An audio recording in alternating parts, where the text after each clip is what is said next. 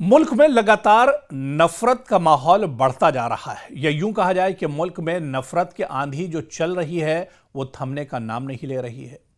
आए रोज कहीं ना कहीं दाढ़ी और टोपी देखकर लोगों पर हमला किया जाता है। दाढ़ी और टोपी देखकर तलबा को परेशान किया जाता है। दाढ़ी और टोपी देखकर ट्रेनों पर, बसों पर लोगों को एक तरह से निशाना बनाया जाता है।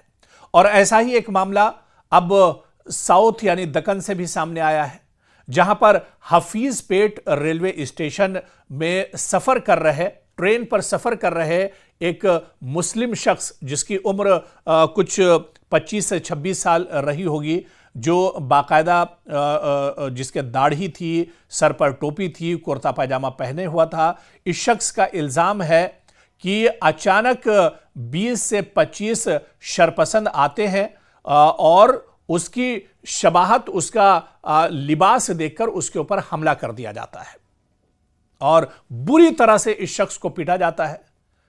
और ये शख्स एक तरह से लहूलुहान हो जाता है, ये शख्स बुरी तरह से जख्मी हो जाता है। हालांकि इस ट्रेन के अंदर जहां पर हफीज पेट से वो सफर कर रहा था, जहां पर यह हमला किया गया, उस वक्त वहां पर बड़ी तादाद में लोग मौजूद थे। लेकिन एक तरफ एक निहत्था शख्स और दूसरी तरफ 20-25 शरपसंद लोग जो अचानक आते हैं। इस शख्स की दाढ़ी और टोपी देखकर इनके अंदर एक तरह से गुस्सा आता है और ये इस शख्स को बेरहमी से पीटने लगते हैं। ट्रेन में मौजूद लोग भी इस शख्स को बचाने की हिम्मत नहीं जुटा पाते हैं। जब ये शरपसंद अनासिर अपनी नापाक हरकतों को अंजाम देने के बाद निकल जाते हैं वहां से, उसके बाद इंतजामिया और पुलिस पहुंचती है, आसपास के लोग पहुंचते हैं। बुरी तरह से जख्मी शख्स अपना नाम इमरान बताता है और बताता है कि इन लोगों से उसकी कोई दुश्मनी नहीं थी, बल्कि सिर्फ उसकी दाढ़ी और टोपी देखकर एक मुसलमान जानकर उस पर यह हमला किया गया है। पुलिस भी इस पूरे मामले में पहुंचती है, छानबीन की बात करती है, लेकिन हमेशा की तरह से इस बार भी पुलिस के हाथ एक तरह से खाली रहे। हालांकि दुनिया ने इसे देखा है, सीसीटीवी कैमरों में ये पूरी वारदात एक तरह से कैद हुई है। ट्रेन में मौजूद सैकड़ों लोगों ने अपनी निगाहों के सामने ये तमाम जो वाकया हुआ, जो वारदात हुई, इसे देखा है। लेकिन फिर भी जो कसूरवार हैं, जो मुजरिम हैं, वो एक तरह से, जो गुनहगार हैं, वो एक तरह से बच जाते हैं।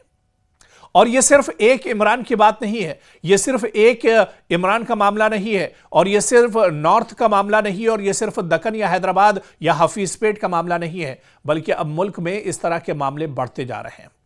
और इस तरह के मामले दरअसल जो आपसी गंगा जमनी तहजीब है उसके लिए खतरा है, जमहूरियत के लिए बहुत बड़ा खतरा है, आपसी जो इत्तेहाद है उसके लिए बहुत बड़ा खतरा है। ऐसे में सरकार और इंतजामिया को अब जगना चाहिए, इस पर ध्यान देना चाहिए, क्योंकि अगर इस तरह का माहौल बनता रहा, इस तरह के हालात बनते रहे, तो ये मुल्क को एक तरह से अंदरूनी तौर पर कमजोर कर सकते हैं। यह आपसी जो भाईचारा है उस भाईचारे को कमजोर कर सकते हैं, और दुश्मन की नजर कहीं ना कहीं इसी पर बनी हुई है कि मुल्क को एक तरह से तोड़ा जाए।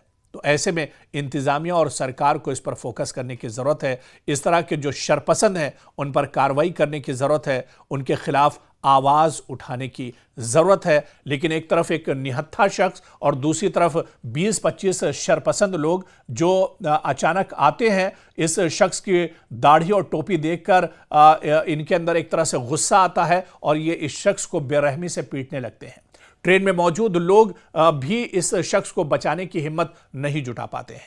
जब ये शरपसंद अनासिर अपनी नापाक हरकतों को अंजाम देने के बाद निकल जाते हैं वहां से, उसके बाद इंतजामिया और पुलिस पहुंचती है, आसपास के लोग पहुंचते हैं। बुरी तरह से जख्मी शख्स अपना नाम इमरान बताता है और बताता है कि इन लोगों से उसकी कोई दुश्मनी नहीं थी, बल्कि सिर्फ उसकी दाढ़ी और टोपी देखकर एक मुसलमान जानकर उस पर यह हमला किया गया है। पुलिस भी इस पूरे मामले में पहुंचती है, छानबीन की बात करती है, लेकिन हमेशा की तरह से इस बार भी पुलिस के हाथ एक तरह से खाली रहे। हालांकि दुनिया ने इसे देखा है, सीसीटीवी कैमरों में ये पूरी वारदात एक तरह से कैद हुई है। ट्रेन में मौजूद सैकड़ों लोगों ने अपनी निगाहों के सामने ये तमाम जो वाकया हुआ, जो वारदात हुई, इसे देखा है। लेकिन फिर भी जो कसूरवार हैं, जो मुजरिम हैं, वो एक तरह से, जो गुनहगार हैं, वो एक तरह से बच जाते हैं।